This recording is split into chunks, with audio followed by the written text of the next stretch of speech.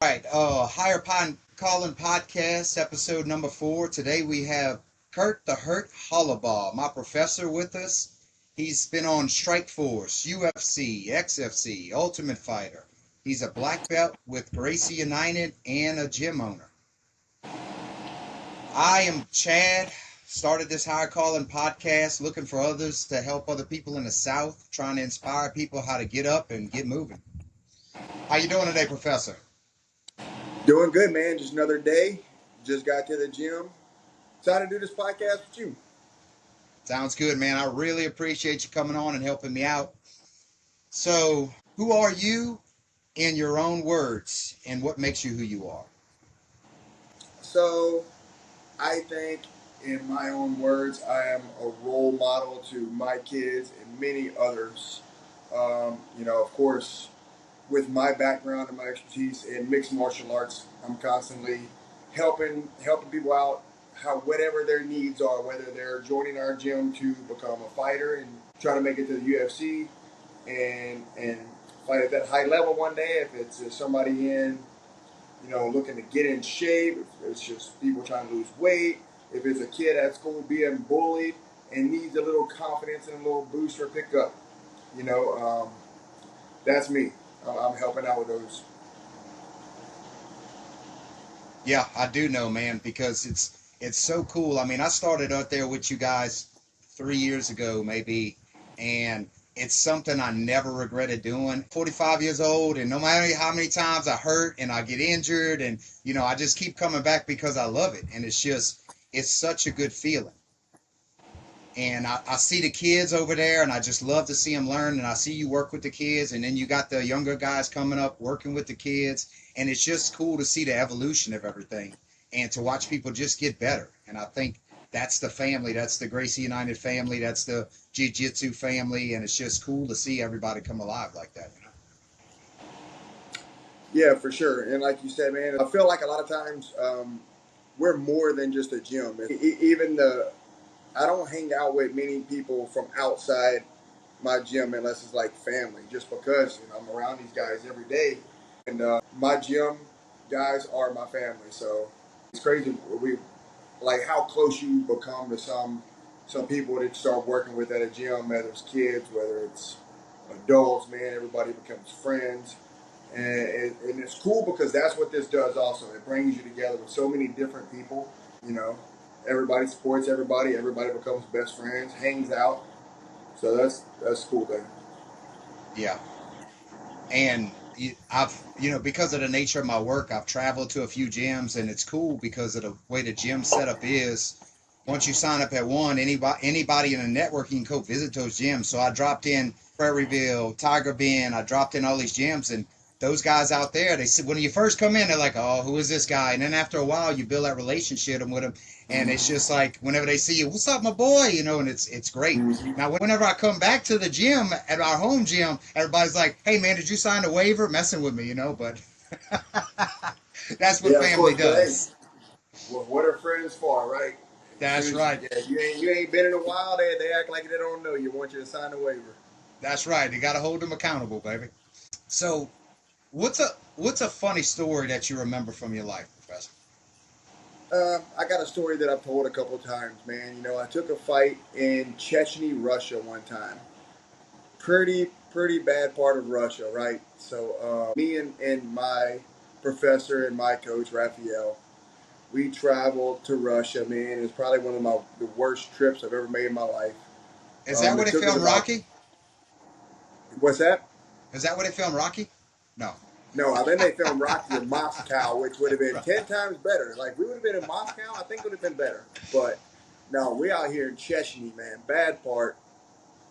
I took a fight. So me and Raphael, we go out here. It takes us about 3 days to get to where we're going. We have about 4 or 5 layovers, and then we finally land in Russia to where we're like going because we go to like a couple stops throughout the states, and then I think we stopped in Paris, we stopped in Moscow, and then they finally got us to Chechnya. And then when we land, little bitty old airport. But we start walking out, they're gathering everybody out, all the fighters that are showing up, and they're like, okay, now we drive. 6 hours. We're like, man, they're bullshitting. Like, we just went 3 days across country.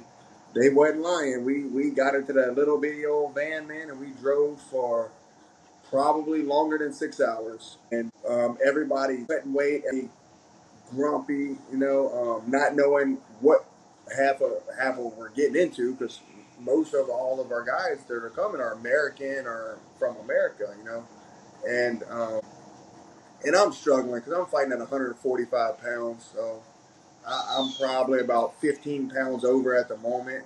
And this guy pulls over to like a McDonald's, like the driver, and nobody speaks English over there. That's the biggest thing. Like, I got a Brazilian coach, so if it was in Brazil, like, we're good. Like, he can Right. translate, but nobody speaks Chechen or Russian.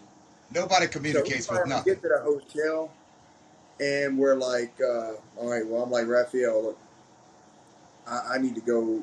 We got to go find a sauna, man. I got to cut, because the weigh-ins are like the next day. And I'm like, I got to go cut some weight. We got to find a sauna, because somebody said, yeah, man, there'll be a sauna. So nobody speak English. We're trying to ask these guys at the hotel where the sauna, and they're pointing across the street. Well, across the street is where the venue is. A big old nice venue, cool little place. And so we're like, okay, so it's got to be over there. So we start walking, man. There's like armed guards with machine guns at the gates. And Raphael's like, shit. So we start walking up, and the guys start coming out. And we're like, no, they're like telling us to leave. And Raphael says, no, we're fighters. He puts his fist up. Boy, when he puts his fist up, man, they cocked the guns and pointed them. I'm like, Stop whoa. talking. Stop talking. That's what I told her. I said, Raphael, man, you can't put your fist up to these people. He says, Uh-huh. well, as soon as they cocked that gun, he said, no problem, no problem. Yeah. Well, we're gone. So we turn around and start walking. I'm like, dude, we almost got shot in the first hour we're here. So finally, I seen some guys that I knew. They were walking. I'm like, man, where y'all going? You're like, we're going to the sauna. I'm like, don't go that way. Stay away from there.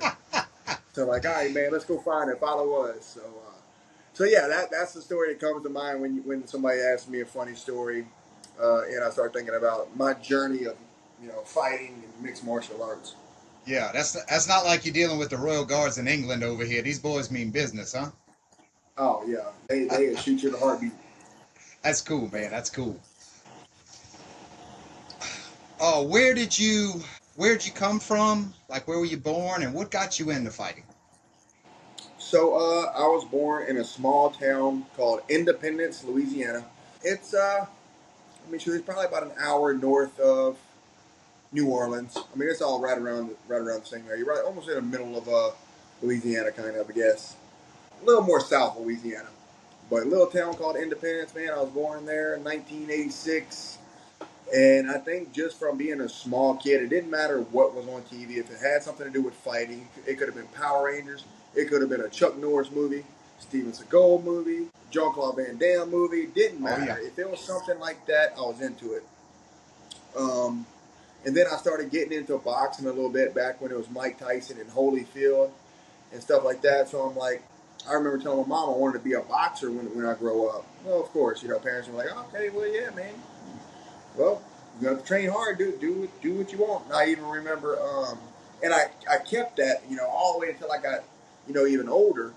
And I remember I had a good friend of mine, and he had an uncle, and I would always tell him I wanted to be a boxer, and he was like, man, well, let me be your manager. And I'm like, okay, cool, yeah, you can be my manager. And then it turns out that here comes the UFC, right? Back in whenever the UFC first came out, and my parents were kind of into it. They were renting the DVDs from Blockbuster, and that's back when, Yeah. Hoy's Crazy, Ken Shamrock, and then here comes And, Tito Ortiz, Mark yeah. Coleman, and I remember growing up and watching these events with my mom and my parents because they would rent them from Blockbuster, and then I wanted to be a UFC fighter.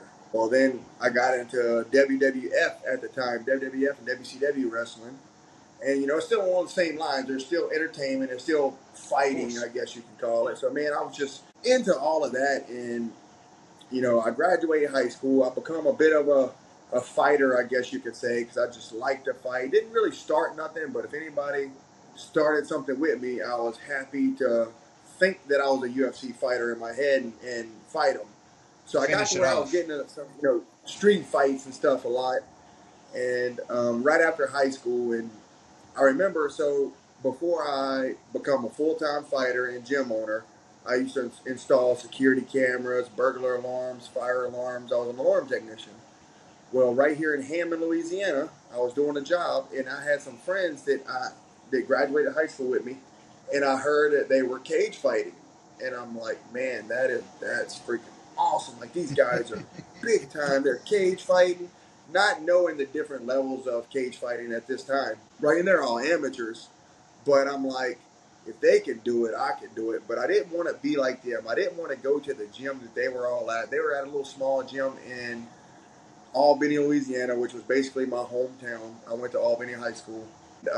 So I was doing an alarm one day in Hammond, and I seen right beside the place I was installing an alarm, I seen Gracie Baja Brazilian Jiu Jitsu coming soon. So I'm like, that's it. When this place opens, I'm going back and I'm going to talk to them. I'm going to Yeah. tell them that I want to be a fighter. I want a cage fight. And that's what I did. I walked through the doors. First person I talked to was my professor, Professor Raphael. And just like any young kid that walks in wanting to fight, hey, if I join the gym, can I fight? And that was me, Right. you know.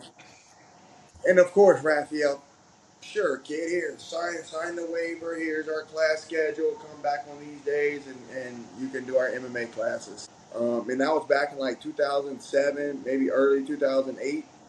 And I started training, man, and took my first fight, won as amateur, kept winning, kept winning, kept winning. Ran my amateur record to 8-0, and so told Raphael, hey, and of course I'm becoming tight with Raphael and a lot of my training partners. And hey, Sure. man, it's time to go pro. So in 2011, I went professional and been fighting ever since. That's cool. Raphael's been with you since the beginning. Since the beginning, man. Um, That's good guy. Always had my back. Yeah, that's awesome. So, what were those guys training over there in Albany? What kind of martial arts were they training? So funny story actually, because that gym actually wind up joining our organization as Gracie United, because once we started Gracie United, you know, I guess I don't know if you want to call it recruiting gyms, but a lot of the gyms, because in order to get your rank in jiu-jitsu belts, you're supposed to be under a registered ranking like Raphael. Raphael's, I want to say he's fourth degree black belt now. So of course, in order to give black belt, you at least have to be second degree, 2 degrees on your black belt in order to promote somebody to black belts. I think for that reason, guys wanting to join the gym so they can be under Raphael and get their rankings under a legit jiu-jitsu Brazilian from Brazil, a black belt from Brazil. So they joined our gym, I remember, and but they was a mixed martial arts gym. I mean, I'm sure they did a little bit of boxing, kickboxing, jiu-jitsu. I think actually the owner of the gym was maybe a judo guy, so I'm sure they was playing with some judo and stuff like that. So Hmm. so yeah. So, so it's kind of like you got to be underneath an accredited organization to actually promote people up through the ranks of jiu-jitsu. I think that's how it should be. Most of if you're a black belt and you go to compete in the IBJJF, which is one of the biggest, jiu-jitsu competitions in the world, you have to have, like, you can't just say, hey, I'm a black belt, I'm signing up. You have to have whoever gave you your black belt sign off and approve you to compete, even at blue belt. And he handles everything with our organization. For an example, my 4-year-old is going to compete in IBJJF this year in Las Vegas. Mm. Well, Raphael has to approve him for IBJJF, Oh, okay. or he can't even compete. So you have to have a jiu-jitsu black belt approve your stuff. Yeah, and it's super cool, man, because Brazilian Jiu-Jitsu, even when it came on the scene, like you were talking about, like at UFC 1 and 2 and all that, and it came on, and it's just like, it's such a dominant martial art whenever somebody grabs a hold of somebody like that. And I told this story on one of my earlier podcasts, but the first time, you probably don't remember this, but I came sign a waiver in there, and one of the students over there, Jesse, I got in with him, and like he was sitting there and he was just so very nonchalant. He just kind of looks at me and I'm just like, he's 16 years old. I'm 40 years old. I'm like, man, I'm gonna whoop this little Mm-hmm. kid. And like he grabs a hold of me, man, and he triangled me and like he chokes me and I'm like, just immediately, and I'm just like, what the hell? I said, he's not gonna do that again. And he did it 4 more times in a row. And I'm just like, all right, I gotta come back to there. There's something to this, and I gotta keep coming back because I gotta get better at this. I can't take a beating like this, And it's just like you don't know you're getting better until you go somewhere else or you see somebody new coming in because everybody's building off of one another and everybody's getting better together. Yeah, for sure. I mean, like you sign up, you're fresh white belt, and you start training. You're grappling all these high, and you might have some white belts that start with you, Mm-hmm. but anytime you grapple a higher belt, you're definitely learning. You can see that when new people start signing up after you've already been training for a couple months. You kind of say, okay, well, I can see. It's like your mind blown what you can do to this person now just because you've been trained in jiu-jitsu and you know a little bit more about the sport and the art and some of the technique off of just a few short months. Yeah. And it's super cool because I had to go up to Canton, Ohio for work one time, and I found a little small jiu-jitsu academy in Canton. And I just so happened to call up the guy, and they told me come on in. They let me sign up. They let me train with it for almost a month. Went up there, and when I got in, we kind of went through some moves and looked.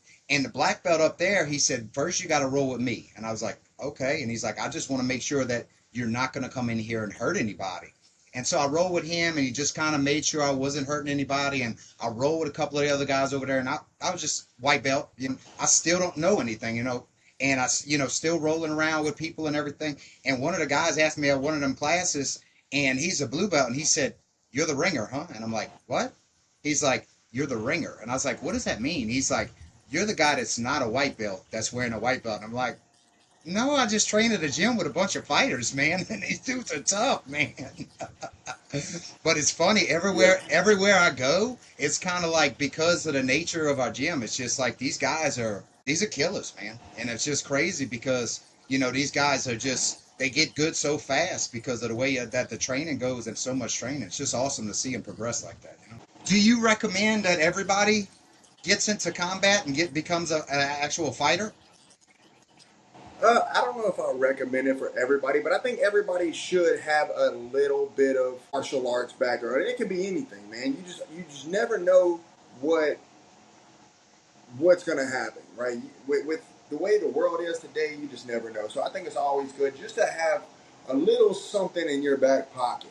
Whether it's wrestling, whether it's jujitsu, whether it's boxing, kickboxing, just to be able to defend yourself if you ever needed to. Sure. Because I mean, you never know. This could save your life, man. So I would recommend that somebody and physically, you fit your body will physically feel better. It's all about. This is a fun way to work out and have exercise. Training jiu-jitsu or boxing or kickboxing shouldn't be boring. It's fun. It's a fun workout and it's good self-defense and you never know what it could do for you one day. So I would suggest that everybody should at least give it a shot. Yeah, and it's good. I think it's good for a man to be physically competent and confident. And I kind of describe it as being uncomfortable in uncomfortable situations. Because there's no more Yep. uncomfortable situation than when somebody has you here. And if somebody grabs you from behind and you're actually able to survive and get out of it and defend yourself, that leads to a good level of confidence. Yep, for sure. Yeah. So your record as a fighter is 20, 21-8.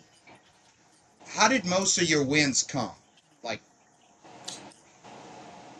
Yeah, so I'm 21, 8-1. I have a no contest that I won the fight, but it got overturned by the commission hmm, for some BS. But yeah, man, I've always been a jiu-jitsu guy. I've always been a guy that was good off of my back and good submissions. Maybe not the best wrestling, you know, for mixed martial arts, but I've also been the guy that likes to stand up and throw bombs, put on a show. And a lot of times guys try to take me down for that reason because maybe I'm overwhelming them. I put a lot of pressure on them. I'm hitting them with punches, kicking them, kneeing them. And they want to try to take the fight to the ground, where a lot of times I've caught guys in submissions trying to take me down. So it's Sure. about 50. It's about 50-50. I want to say I have probably like 9 submissions and right around 9 or 10 knockouts, something like that. So, and it could be opposite. It could be 10 submissions, 9 knockouts, but it's pretty close. Yeah. I want to So say out of what? I want to say I have 30 professional fights, 31 professional fights. I want to say only 3 of those fights, well, out of my wins, 3 of the fights I've only won by decision. The rest I've okay, finished the fights. nice. That's a good record. It really is. What about how does most of your losses go? So decision, right? Yeah. I want to say I have 6 losses by decision. I have 1 by TKO and 1 by submission. So in the fight that I lost by TKO was in the UFC, and it was a very entertaining fight, back and forth. I think I might have won the second round on the judge's scorecard. So it was coming down to the third round, right? And man, I'm just trying to stay in the guy's face, and I wind up getting caught with a punch, dropped. Wasn't fully like knocked out cold. Referee jumps in and stops the fight. You know, he's doing his job. Lost TKO for my only TKO loss ever. Then my next fight, I actually lost by submission. I got armbarred, but it's after I dropped the guy, and I'm just trying to kill the guy for the victory, and just got caught. So 6 by submission. I mean 6 by decision, 1 by TKO and submission. So Yeah, and I didn't figure from the way you hard to described. finish. Yeah, and I was sitting there the way you listen or whatever, the way you were coming up, getting in fights and everything. I sound like he's got a hard head. I don't imagine many people knock him out. Yeah, man. I say I'm not gonna quit. Yeah, They might hold me down or win the round, but man, I'm gonna keep going until the final bell.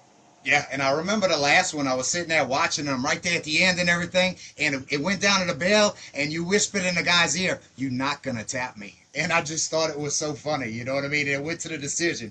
Yeah, well, like because the referee told him to work, do something, Yeah, and he was like, I'm working for it, ref. I'm working for something," and I'm like, man, we've been here 3 rounds. You're not gonna submit me. I right. said you did a good job holding me down, but you're not gonna tap me, Yeah, bro. yeah. He Oh, did. I'm gonna get it. I'm like, there's no way you get it. Yeah, hello fighter. Who was your toughest opponent? Toughest opponent, man. I think I have a few of them, and I think I'll have to say it's got to be either Tiago Moises, who is still a top guy in the UFC, or my last opponent, Trey Ogden. Um, Yeah, I've never had a fight where a guy, took me down and I couldn't get back up. And literally, Trey Ogden had 3 takedowns, won every round because I just couldn't get back up. So I'll probably go with those 2 guys, man. Both super tough, super skilled guys. They're in the UFC for a reason. So yeah. yeah. I watched the last one, and it was a lot of strategy involved, and man, and it's just like he had a game plan and he stuck it out. And no matter Yeah. how cheap I thought it was, I mean, he stick with the game plan. Yeah, man. Look, whatever gets you to victory, and Right. but I could be better than that. I really think that I just kind of had an off night.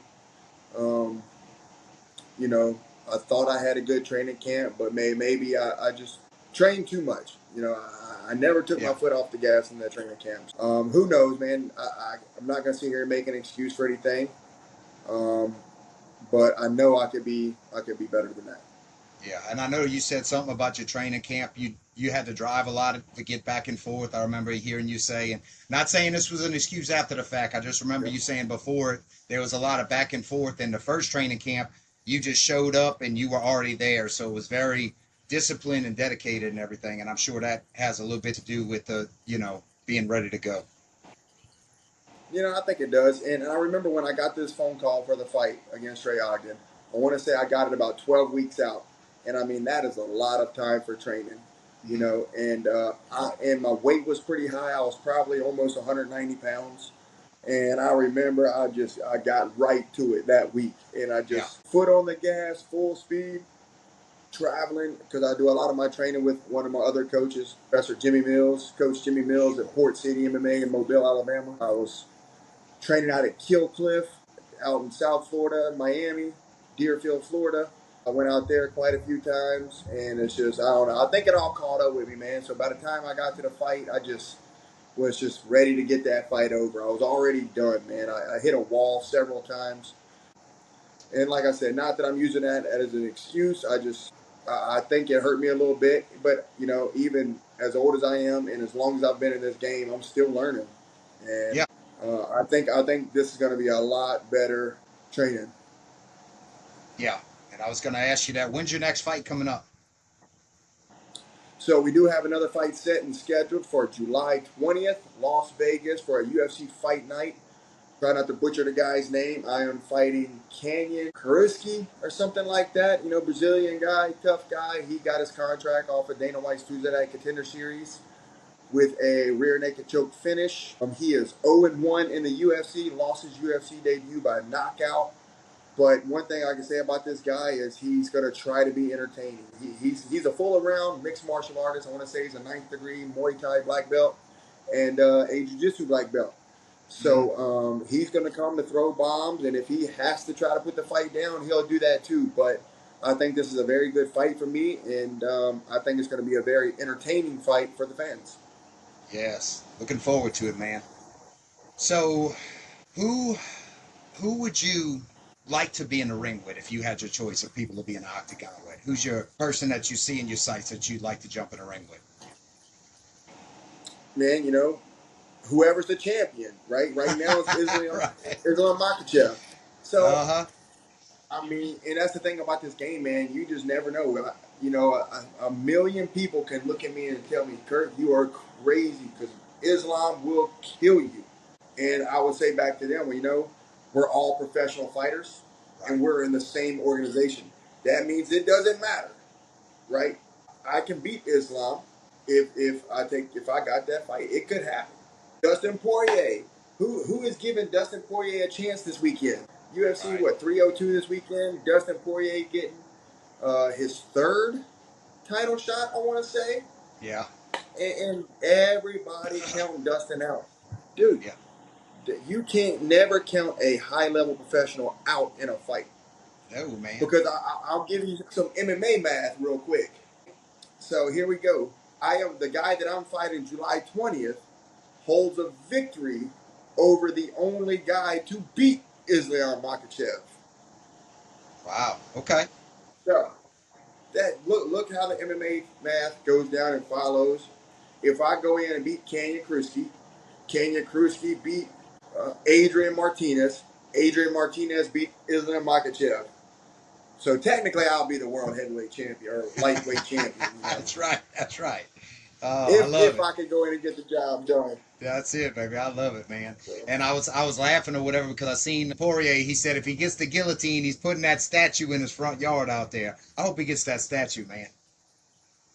That would be some crazy. Because I'm gonna tell you, I can't bet on the UFC because I'm under contract with the UFC. Of course, we're not allowed to bet on fights. But if you wanna make a what would you call it? I'm not even gonna say like a Hail Mary or a long shot. I'm not even gonna say it's a long shot. Yeah. But I want to say for Dustin Poirier to win this fight by submission, he is a plus 2,500. Woo! To win by submission. Wow. Yeah. And you go back to Dustin Poirier's fight with Khabib Nurmagomedov. He guillotined Khabib Nurmagomedov, and it was tight. Like, heck yeah. I'm talking about a little bit more adjustment, a little bit more grip, a little bit more squeeze, a little bit more of the right placement. Oh yeah. Who's to say that he don't put Khabib to sleep? It just takes a little. Islam.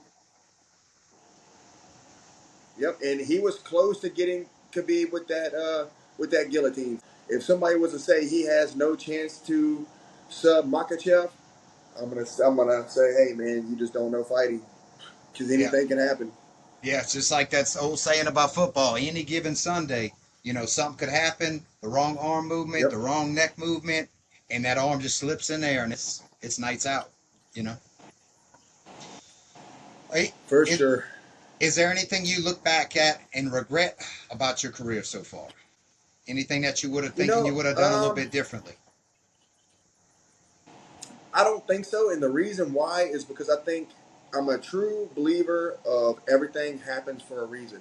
So I feel like my life didn't take the path that it did, or if I was to go back and change something, that can alter where I'm at now. So for that reason, man, I don't think I would change a thing. I think everything that's happened over my journey of being a fighter and fighting, my ups and downs have led me to where I'm at today. And for that reason, I don't think I would change a thing. Yeah. So that made you the man you are. So if you changed anything, you wouldn't be that man. I love it. For sure. And it's like, what more do I want? I'm the only guy to ever win a contract off Dana White's Tuesday Night Contender Series and win the Ultimate Fighter. I'm one of the very few guys that have earned three different contracts to the UFC, and now I got a great life. I got a great wife, great kids. We got our gyms, and I'm in the UFC. So it's like, what more do I want? There's nothing else. You know, no matter what, I ain't rich, but I'm happy. You know what I'm Dude, saying? and that's it. What else is there? You could have all the money in the world and you could be a miserable SOB. But I mean, if you're happy, you are the richest man. That's great. What else could you ask for? Yep. Yeah, I love everything you're doing, man. I love the family that we in. I love the people around. I love the kids showing up. I love the organization. It's great, man. So that's why I really appreciate having you on here. Thank you. What do you feel the calling is on your life? Um, Is it like exactly I what really you're think it's doing, or truthfully. is it exactly what you're doing, or is I it a think so, direction? and it's could be both. But I want to say, you never know who I'm being a role model to, other than my own kids. I feel like I'm a role model to because I love my kids' classes. I teach every one of my kids' classes. I don't have like my gym's not like so big to where I don't ever show up and teach classes. I teach almost every one of my kids' classes, from my 3 and 4 year olds all the way up to my teens. And always helping out. Doesn't matter who it is, right? But I feel like being an example, being a role model, you never know what a kid or anybody that comes to the gym is going through in life. So if I can help them out in any way, you just never know, man. If I can show some of these kids that are coming in right now that somebody like me, small town kid from Independence, Louisiana, who is very small town, nobody's ever came from Independent, and I can be on TV. I can win multiple shows on TV, like the Ultimate Fighter and the Contender Series, and then I'm fighting on TV, and I'm pretty well known now as a professional athlete, because you can't tell these kids, okay, well, you'll never be able to make it to the NFL, or you can never play pro ball anywhere, basketball, baseball. You can never be a fighter. I got to be the one that says that helps these guys and kids, doesn't matter, really believe, hey, I'm going to the pros one day. I'm playing baseball. I'm playing basketball, because it can happen. Like right now, my gym, I'm at my A Meet gym, right? A Meet, Louisiana. Who we got? We got Devontae Smith, that was drafted out of from Louisiana. Played Amy High high school School. ball here in A Meet, Yep. right? Goes to I think played college in Alabama. Drafted to the Philadelphia Eagles, and now he's one of a star receiver for the Eagles. You know, how many people told that kid that wasn't possible?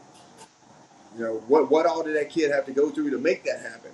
So that's me. I'm here and I'm trying to help all these kids out. Doesn't matter who it is, come through the door, whatever goal it is, whether it's confidence, whether it's self-defense, doesn't matter. I'm here to help. And that's what I love about it, because you were the grand marshal of the Amy parade at one time, and you're out there showing people, and Yep. there there might have been a few kids like, who is that guy? Oh, that's the guy that was just on the UFC right there. He just won at a competition.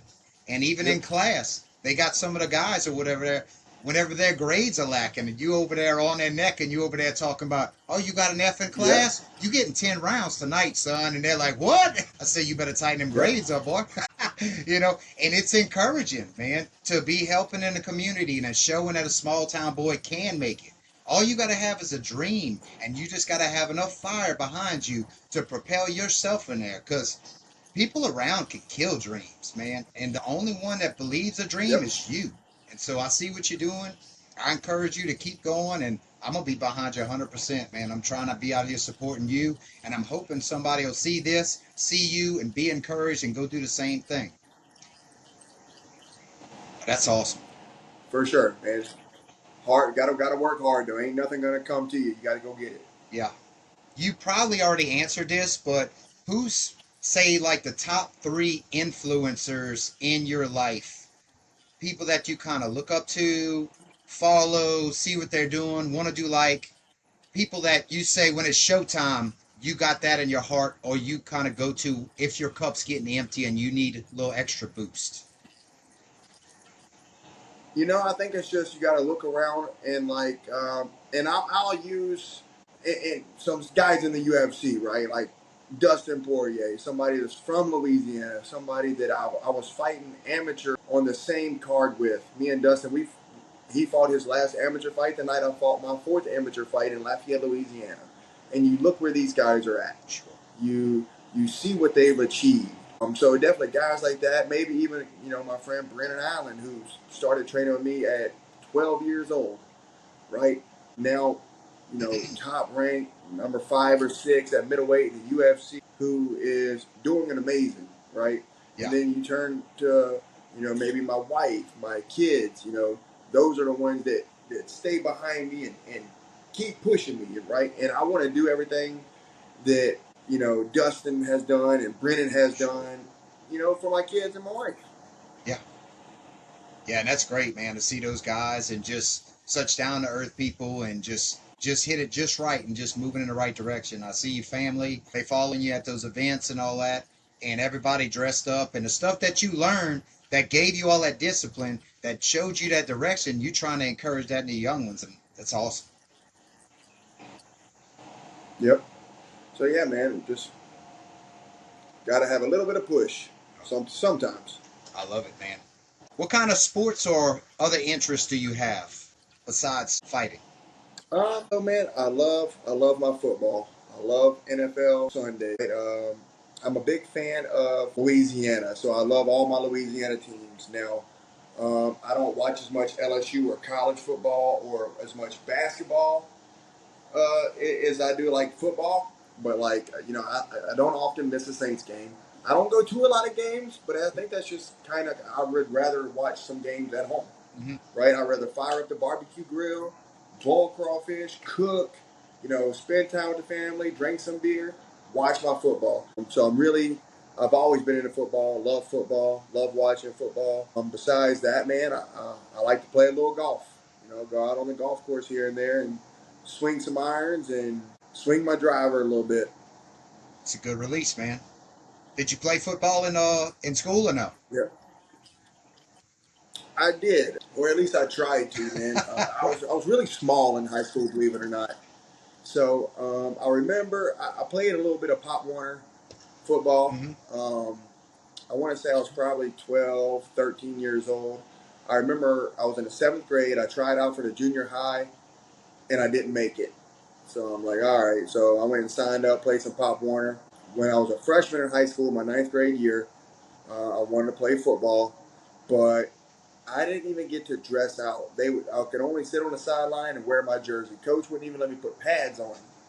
I think he finally let me and a few other people put our pads on in the very last game. We got to finally dress out, right? So I want to say, and I was small. I was maybe 15 pounds, 100, maybe 120 pounds at most. So I want to say I quit my sophomore year. Didn't really like the coach. I thought they treated me like shit. Um, we got a new coach like my senior year, so I wanted to play ball again. I was a little bit bigger, maybe 155 pounds, somewhere up in there. So I played a little bit. Never got to start, but I got to play a little bit of special teams. Good. I get to rotate in a little bit on defense. So I got a little bit more playing time. Never got the playing time that I would like or anything like that. But yeah, I played a little bit. There you go. Support them. So where do you play golf at? I got a little membership up here at in Amy, Louisiana. We got Cam 2, Spring View. Hmm. Had some friends that opened the course back up a couple years ago, and man, got me a membership. That way, I can go out and play whenever I want. Yeah, I might have to come out here and hit a few one time. Come on out. Dude, It's fun, man. A good day on the golf course. It's fun. that's a challenging course. They say if you could play that one right there, you could play just about anywhere. It's a hard course, man. Yeah. What would you say to people who are struggling to find their inner purpose or higher calling in life, or they're just trying to barely make it by? What would you say to encourage those people? Man, they just got to keep going. When you quit or you sit on that couch and say, all right, I'm done. I ain't doing anything anymore. And like I said earlier, ain't nothing going to come to you. Whatever you're wanting, whatever you're trying to accomplish, you have to get out and go get it because nobody's going to give it to you, right? So just don't quit, man. Like I could have quit my first time after I got released from the UFC. I didn't have to be a fighter. If I would have quit then, I wouldn't have gyms. I wouldn't have I probably wouldn't be fighting. Definitely wouldn't be in the UFC again. Who knows, right? But you just got to keep going, man. When you fall, you got to get back up. Yeah. There's a guy that's named Les Brown. And he says, whenever you fall down, try to land on your back because if you can look up, you can get up and you can keep going. That's good words of wisdom right there, Kurt. Like that. What's the one thing that's holding a lot of people back in Louisiana and the South that you see? And I know from our area we see a lot of poverty mindset. What's that one thing that you see that you think is holding people? I don't know, man. That's a good question. And I don't want to call people lazy, maybe, but it could be some laziness. And like I said, people that's just scared to get up and go get it. You know, so that's a tough one. But Yeah, I know. I think in Louisiana we have like a poverty mindset, and people just think that the government or somebody's going to save them and everybody's going to take care of them. It's going to bring them stuff, and so people just kind of sit around and just take everything nonchalantly. I don't know if that's exactly what's going to happen, you know.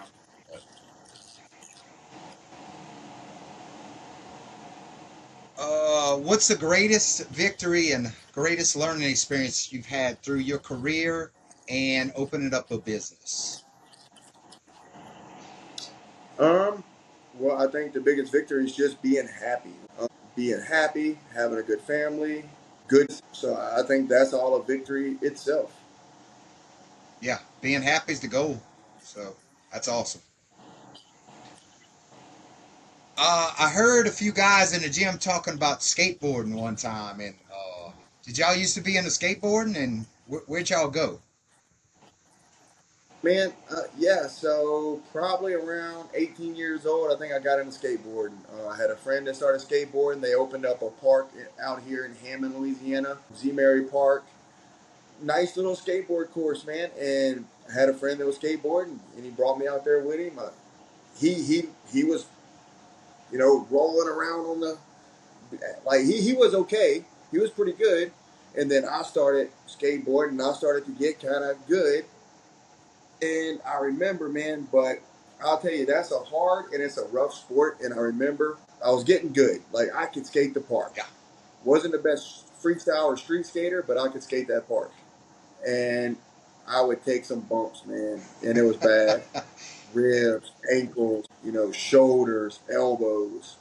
And I remember when I started training to fight, I'm like, dude, there's no way I can be a fighter and a skater because I'm going to kill myself. So I said, I'm going to quit skating and I'm going to start fighting. And that's what I did. Yeah. Well, I now was there any drama ever out there at the parks or anything? Man, that's where I got most of the fights at. Because in my mind, I'm like, I'm a UFC fighter, man. Like, watch UFC forever, watch WWE forever.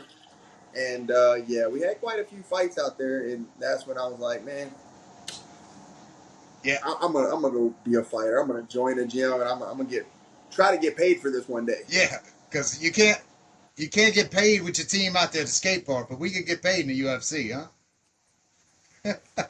Yep, for sure. Yeah, because I heard one of the guys talk about that. He's like, man, we used to go out to that skate park. It was like them against us out there. I was like, I was like, wow, really? And he's like, yeah. He said, we used to get rowdy. And I was like, that's awesome, you know? Yep, yeah, threw down quite a few Yeah, and times. I got a son of mine, and he likes to skate. He goes out to the park, and he came home last night, and he took a wipe. He was gonna hit somebody, hit something, and scraped all the meat off his shoulder, and tore his hand up and all that. And I was telling him Yep. about that, and he said, I said, does it ever get rowdy out there? He said, no, it's pretty quiet out there. But Yeah, I remember back in the day though, man. Like it would get packed. Like now, every time I pass that place, it doesn't look like it's what it was, right. right? So I think back when it first opened, that's what everybody around the town wanted to do. So it used to get crowded, a lot of people. Yeah, and I think it's a good release for people to have something to do, the kids to go out there and get encouraged, and people to have something to kind of release their energy out there in the world. Oh, Yeah, 100%. what would you tell an 18-year-old version of you coming up? And if you could talk to him, and do you think he would listen to you? Probably so, because I was the type that you talk to me, I was going to listen, but I would just probably tell myself how possible things are going to be, right? Because I'm a UFC fighter, I'm a professional fighter, whatever you want to call it. But if you would have told me that I would be in the UFC, that would have been like, man, never like that. You know, it's not real. It's not realistic. It's only happens in the movies, man. Mm, But I don't know. I think I would just tell myself, you keep doing what you're doing. You keep your head on your shoulders. You keep the mind that you have. You'll definitely be in the UFC. stay focused, stay in the game, and keep going in the direction you're going. Yeah, that's good. Keep it. Because I remember Raphael after my fourth amateur fight. Now I'm amateur, just not fighting for money or nothing like that. You don't get paid amateur, and I don't even know if I'm going to go pro, but I'm winning. I'm 4-0 as an amateur. And Raphael looked at me one day and it's like, man, can't wait to see you fight in the UFC. And I'm thinking, yeah, right, man. There ain't no way I'm making it to the UFC. That don't happen. And then here we are. Yeah. Been in and out of the UFC for years. Well, and the thing is, it's really cool because you got certain people that you can just see they have heart and they won't give up. And I Yep. don't think your heart is something that you can train. It's either in your, it's not in you. And I'm so sure you see that with a few guys coming up. And I'm pretty sure that Raphael saw it with you coming up, and he's like, this kid's gonna go. Yep, I think so. Very cool. What's your greatest sense of accomplishment so far? I think making it to the UFC. I mean, I think that's equivalent of any professional ball player making it to the MLB, NHL, NBA, or the NFL. Every fighter's dream. Every fighter's dream. If there's a fighter fighting right now, his dream is to fight in the UFC. His dream is for Dana White to pick up that phone and call and say, "Hey, come to the UFC." That is their dream. That's why these guys are fighting. Yeah, and I was sitting there, I was kind of stalking your pictures or whatever last night, kind of looking through your record and all that stuff, and I saw your picture right there with Rogan, and I was just like, that's when you know you made it, bro. Whenever you're standing there talking at that ring Yep. interview, and Joe Rogan's sitting there, and you got that statue in your hand, and you're like, I was like, that's got to be a feeling, man. That's cool. Yeah, yeah, I'm doing one right here. Ah, do it, baby. Yeah. Is there anything that you would do differently if you had? Man, I mean, I really don't think so. Maybe some minor Mhm. adjustments. You know, of course, there might be a few things, but I'm not trying to do anything that would alter or change my future of where I'm at now. That's good. Like you said, and I think you touched on this earlier, man. You're happy. You're competing. You're doing what you always wanted to do. Your family's happy, and I mean, what else is there, man? No, no regrets. Not even one letter. Nope, not even one. Hey, who do you think would be a good guest to talk to on upcoming podcast? I don't know, man. I would have to think about it. I'd have to sit down and see who I can really say, hey, man, do me a favor, go on my friend's podcast for me, you know. But I mean, I know a few people, man. I got a friend that's in the major leagues, MLB, man. I got a friend, Wade Miley from Maranja, that he would hit. That would be a good guess for you. So yeah, we'll see if we can make it happen. Yeah, because I'm trying to talk to people from Louisiana, ones that have made it, you know, ones that are making it, and so we can kind of touch the Yep. people who aren't making it and need a direction. So I'd appreciate it. I'll talk to you later about it. All right, Yeah. so that's it. Shout out to Professor Kurt the Hurt Holobaugh. Shameless plug time, man. Tell everybody how to find you. Shout out to your sponsors, support you on your journey, and how to help you. Yeah, so you can follow me on my Instagram, Kurt the Hurt Hallbaugh. Give me a like, give me a follow, keep up with me for all the latest fight news. I also have my own podcast, The Contender and the Pretenders. We'll be coming out with a new episode here soon, so stay tuned with that and enjoy it. Hope you're a fan. I hope you're watching. Next fight, July 20th. I'm gonna come put on a show, win, lose, or draw. Let's go. That's it. We all watching. I promise. All right. So if you enjoyed this episode, tell a friend, like and subscribe. We're just going to keep trying to get better. Hoping you find your higher calling. Thanks until next time.